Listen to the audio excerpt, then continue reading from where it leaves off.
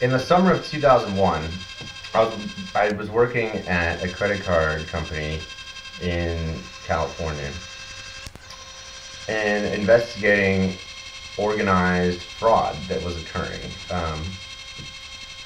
And one of the most spectacular occurrences of fraud that had ever really been seen by the banking industry came to culminate in that summer of 2001, the summer before 9/11. And this didn't really get a lot of press, but I believe that it was highly connected with the events of 9/11 and with the events that occurred after 9/11, the large-scale violence, war, increased terrorism on both sides, really.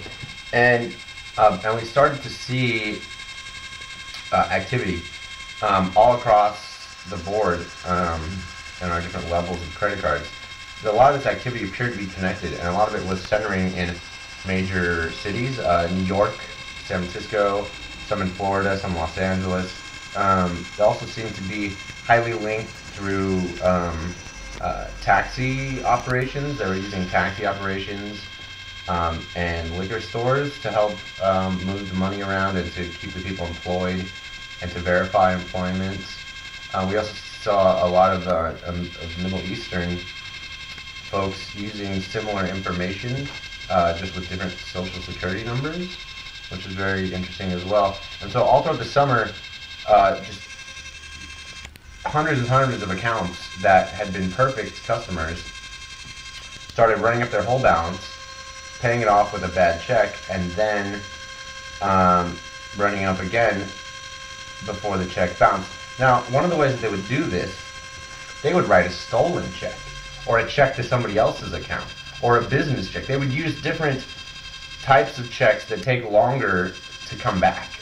You know, if somebody forges a check for your checking account and writes a bad check to pay off their credit card, you have, I believe, almost a month to tell your bank that they did that. You know, that this check you never wrote, that it was a fraud, and then they'll start investigating it. In the meantime, it's already paid off somebody's credit card account, so they have a whole month before the credit card company knows that was a bad check, and so that gives you plenty of time to charge up the balance again. The best kiters can even do it 2 or 3 times, can pay off the balance 2 or 3 times and charge it back up again before the credit card company will even know that the first check was bad.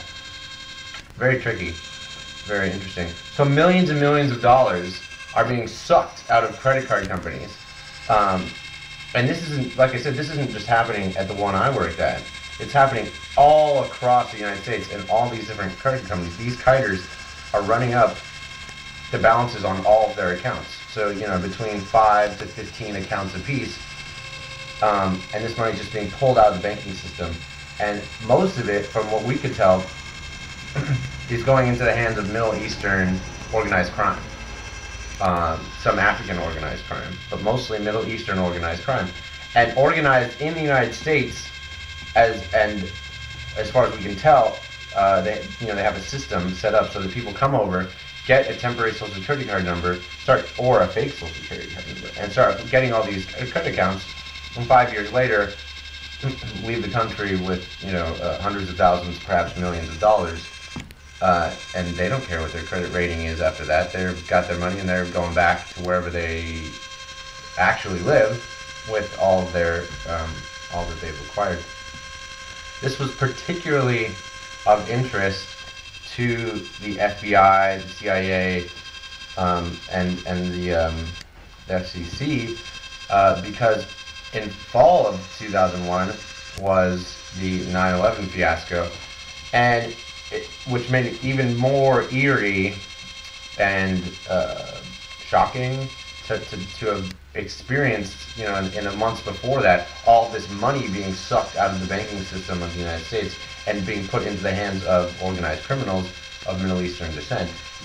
Because this was happening all across the country, the banking industry took a huge hit financially in that summer before September 11th, and most of that money as far as we could trace it, was heading into the Middle East.